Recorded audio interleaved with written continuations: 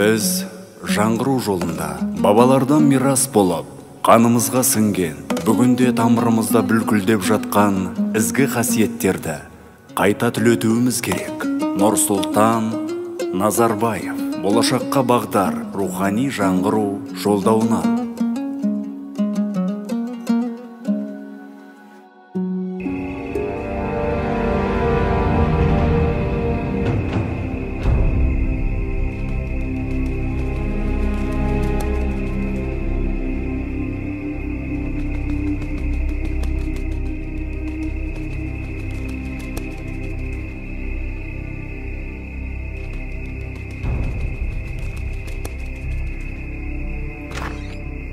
Отырар кітапханасында соғыс өнері туралы кітап бар екен.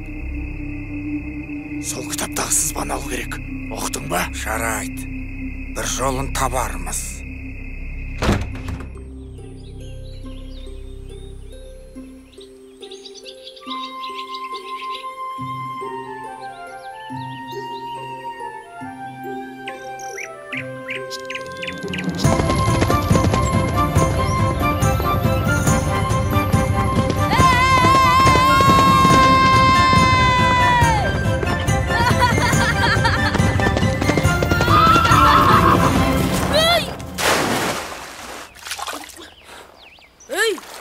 Тоқтаймын деп айтпадың ба?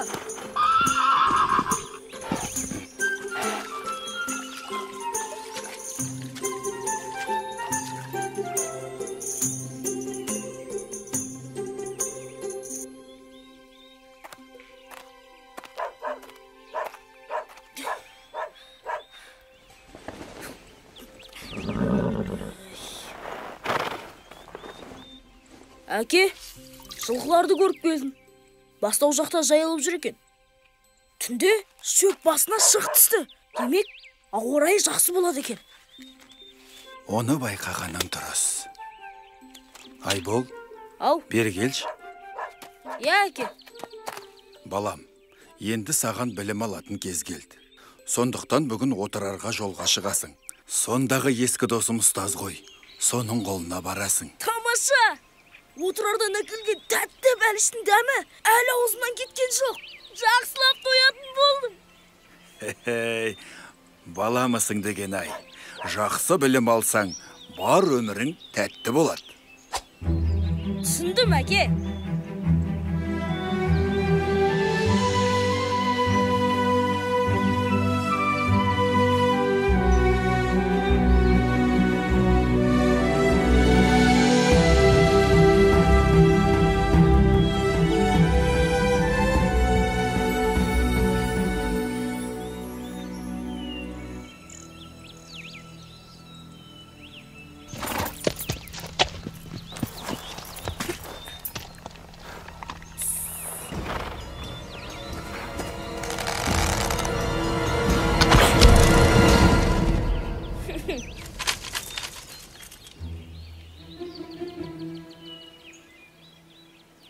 Көзің бақырайып, сен кімсің? Қайдан жүрсің? Мен Айболмын. Атып алған олжамды алғалы келдім. Бауырым құланбаш, қайдағы олжа? Елікті мен аттым. Жоқ, елікті құлатқан менің жебем. Мұрныңды бет қылар медім. Жарайды, жүр, көрейік. Мен құлаттым дейді ғой. Мәссаған! Екі жебе қадалған ба сонда? Я, екі жебе бірде қалай тиген? Енді не істейміз? Төбелесеміз бе? Сенің есімің кім? Атым Жанай. Белдескенді аты бұрам. Қалай болса солай. Олай болса, Жанай, біз бөлісті ата жолына салып көрейік. Ата жолы? Ол қалай? Қасымыздан ешқандай қара көріп тұрған жоқпын. Мысалы, сен қай жыл туылдың? Барыс жылы. Менде барыс жылы. Ал қай айда? Наурыз. Мен жаздың шілдесіне дүниеге келіппін. Демек, ол жаз сенікі. Қалайша? Сен менен 3 ай үлкен екенсің. Ал бізде жас үлкенге жол береді ғой. Тоқты. Жоқ. Айбол. Бұл әділетсіздік болады. Екеуміз де құрдас екенбіз. Олай есептегеніміз дұрыс емес. Енді не істейміз? О, таптым. Ешкі бақтым. Сен қайдан боласың? Сонау Қаратаудан, Сіргелі жайлауынан. Демек, олжа сенікі. Өйткені сен қонақ екенсің. Ал қазақ қонағын сыйлаған. Ал сен қайдан боласың? Қаратау да емес, Алатау да емес. Тіпті Ұлытау да емес. Мен Киелі Қазғұрт тауынан. Қазғұрт тауы бұл жерге жақын емес. Демек, сен де қонақсың. Жарайды. Ендеше бөліп аламыз. Келістік. Бірақ менің жебем тереңірек кірген сияқты.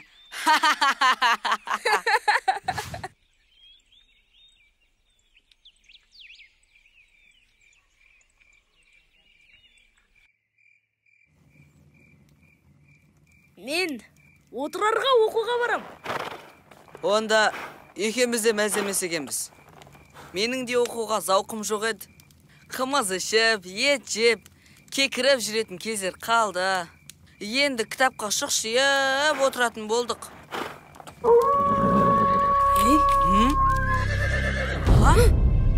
Қасқырлар, қашу керек. Бір ғана қасқыр. Қазір мен оны атып алам. Жанай, қасқырлар жалғыз жүрмейді. Тез қашайық. Қаспа, қазір мергендігімді тағы бір көресің. Айттым ғой саған. Ай, жаңа сен қашайық дедің бе? Иә, қаштық.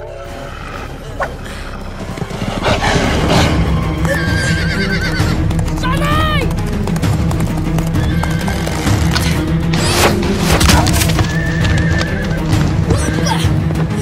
Ши жануар.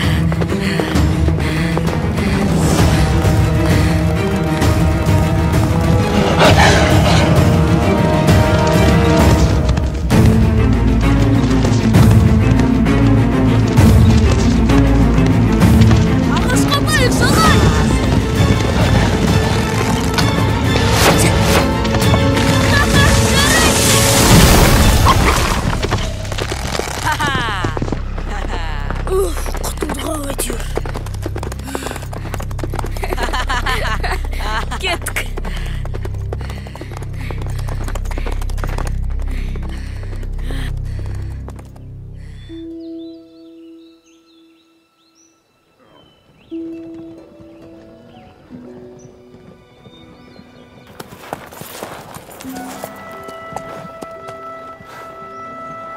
Мұнда керуендер неге көп? Неге бәрі сандалып жүр? Бұл Ұлы Жібек жолы. Күн шығатын жерден бастап, бататын жерге дейін созылған жол. Осы жол арқылы мыңдаған елдер бір-бірімен араласып жатыр. Өй, бәрі ерігіп жүргендер ғой. Демек біз сыр бойына жақындадық. Отырар да алыс емес болар. Иә, кет. Шу жануар.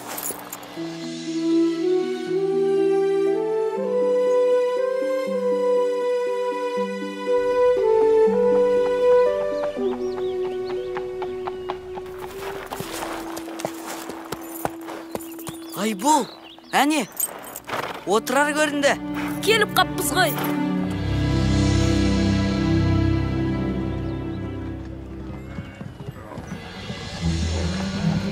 Балалар, келіңдер.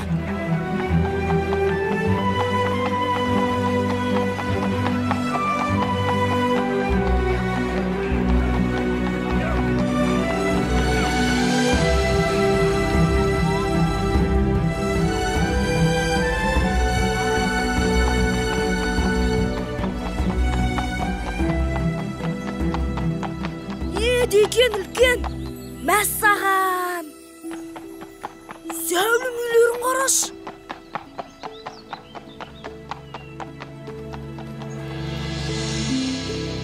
Сен не мұнда? Бірінші рет келуің бе? Иә, алғаш келуім. Олай болса мен саған отырардың талай жерін көрсетем әлі. Бұл жердің жігіттері мені жақсы таниды. Талайын сындырғам. Қысқасы, анау мұнау, талқан палау, тірлік-пірлік жасаймыз. Айбол, сен баратын үй қайда еді? Әкем диірменнің қасында деген? Ол қалып кеткен албай жер ғой. Жарайды, онда сен тура кетесің. Осы жол диірменге апарады. Абай бол, ертең жолыққанша. Сау бол, Жанай.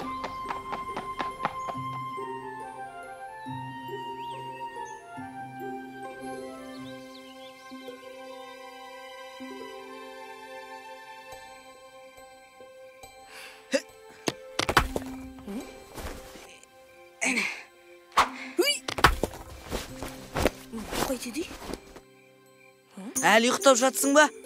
Тез жүр, сені қаламен таныстырамын.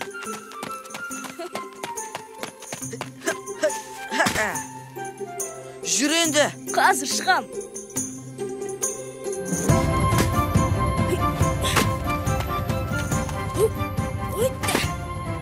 Әкелбесті.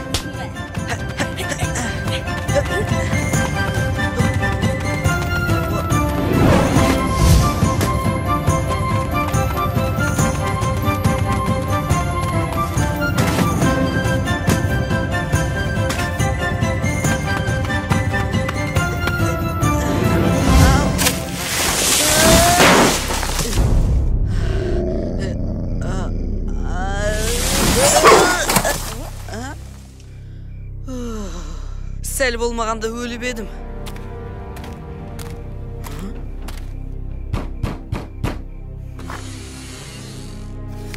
Міне, кітаптың сызбасы бар бетін жыртып алдым.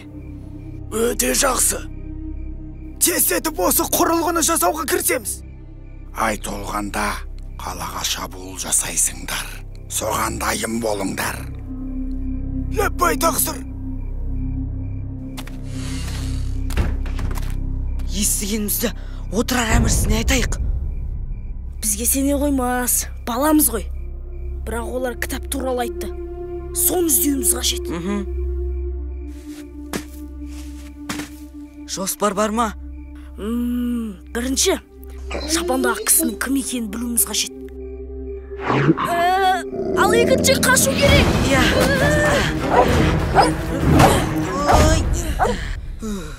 Әрең құтылдық қой. Үшіншіне? Үшінші, шапандағы кісіні жоғалтып алмау. Кеттік.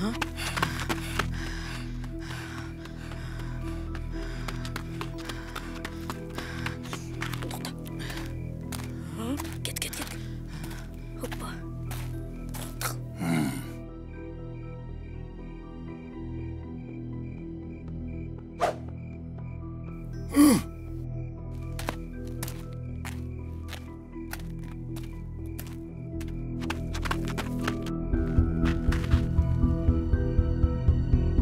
Бұл кім болды екен? Білмедім. Хан сарайына кірді. Хан сарайы? Керемет!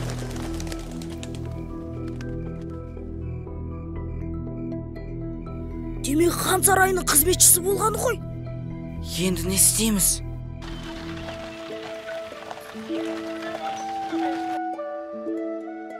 Бүкіл адамзатқа белгілі көптеген ғалымдар білгендерін келер ұрпаққа қалдыруды парыз санаған. Міне, мынау кітап. Бір ғана кітап. Ал білесіңдер ме? Осы бір кітап үшін қаншама ғалымдар бүкіл өмірін сарп етті. Ал сендердің қазір ғылымның қай саласы болса да тез меңгеруге мүмкіндіктерің бар. Сол үшін көп оқу керек. Ұстаз, соғыс өнеріне арналған кітап бар ма? Әрине бар. Майдан салудың өз жоспары, әдісі, мақсаты болады. Ол өз алдына бір ғалам.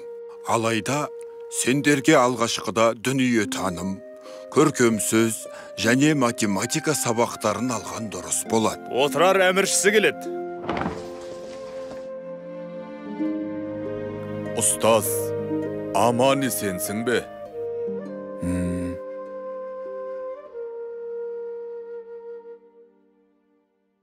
Әл-Фараби айтқандай, тәрбиелі білімді азамат кемел мемлекеттің қазығы. Сондықтан білім ордасына алтынмен 1000 теңге бөлем.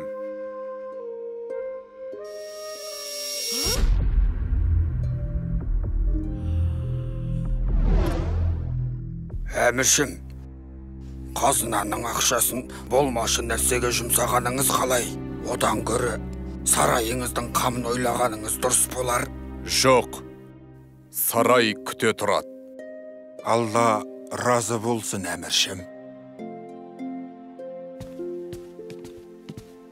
Жанай, біз соғыс өнеріне арналған кітапты табуымыз керек.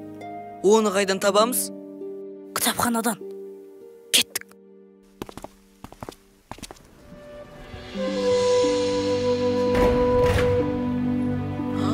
Мәссаған, отырарда осынша кітап бар ма?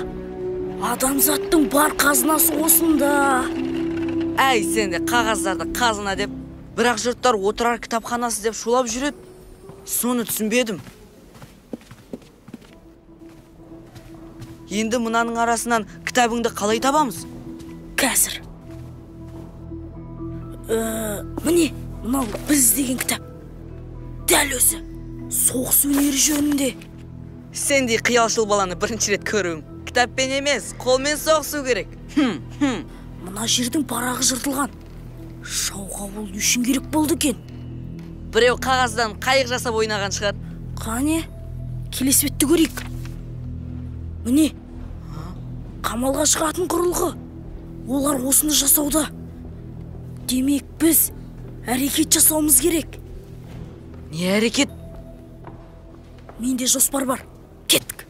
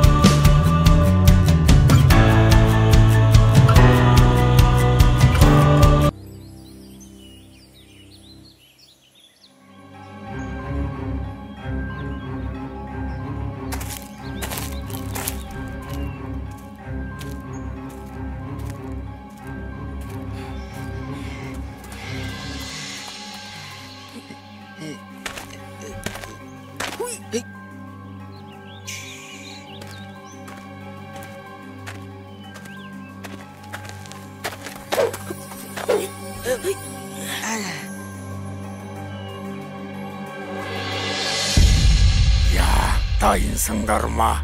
Бәрі дайын. Сырдарияның бойындағы тоғайда. Қалың қол сақадай сай тұр.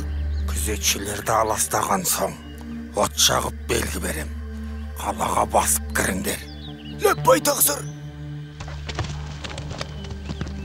Жүр. Уақыт болды, қақпаны жаба беріңдер.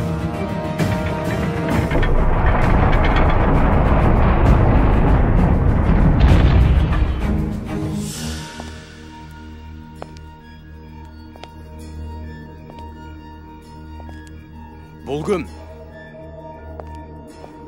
Әжей, түнделетінде ақ жүрсіз. Сендердің жұмыстарың ауыр ғой балам. Кеше жайлаудан балғын қымыз әкелгем. Дәм татыңдар. Қымыз болса тартынбаймыз. Рахмет сізге, қартана.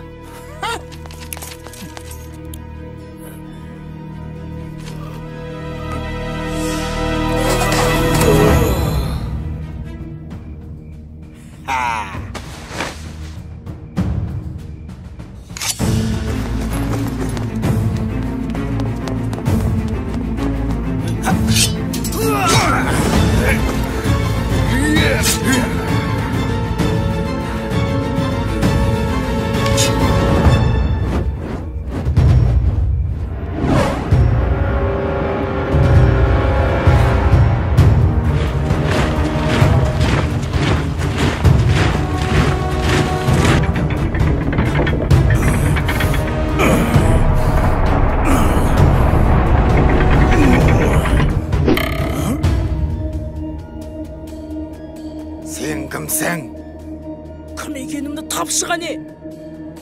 Ей, сен менімен жасырынбақ ойнайын дедің бе? Онда біліп ал, мен сендей сатқынды жазалауға келген Жебірейілмін.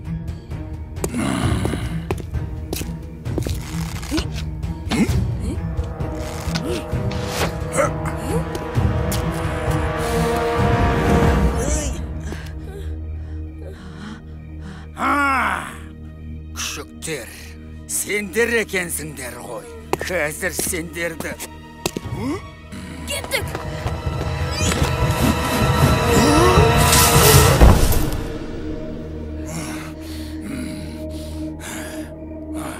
Терлеріңді тірідей сыпырамын. Жанай, тез дабыл қақ.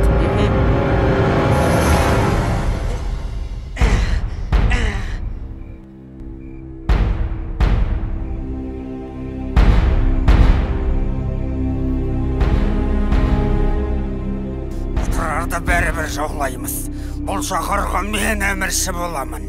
Бастарыңды алмасын десеңдер, мені тез босатыңдар.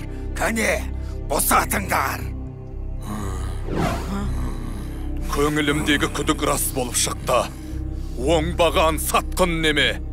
Сен жазаңды аласың. Мұны ұстаған сендер ме? Я, біз едік. Жарайсыңдар, балалар. Бірақ алғысты кейін айтамыз.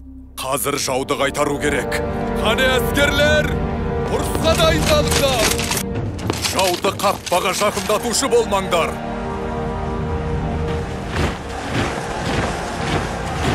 Олар мұны қалай жасады? Кітапханадағы сызбаны ұрлап оларға берген сіздің уәзіріңіз. Ой, залым. Әміршім, біздің оған қарсы жоспарымыз бар. Ол қандай жоспар? Қашықтығы 300 қадам, бұрыштама өлшемі 25. Атыңдар!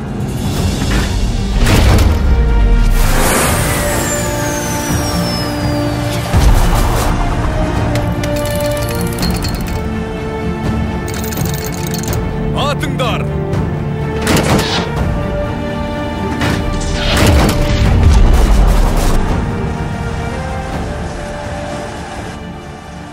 Айбол, білектен ақылдың күшті екенін енді түсіндім. Сол үшін саған рахмет. Қалай, кітапқа шұқшия отыруға дайынсың ба? Иә. Осылай отырар қаласы жауға 6 ай бойы берілмей қарсылық көрсетті. Екі кішкентай балалардың тапқырлығы мен қырағылығы жау әскерінің бетін қайтарып, жеңіске жол ашты. Отырар халқының өз қаласын қорғаудағы көрсеткен көзсіз ерлігі бүгінгі ұрпақтың мақтанышы мен қайтпас рухының үлгісіне айналды. Бұл сенің тарихың.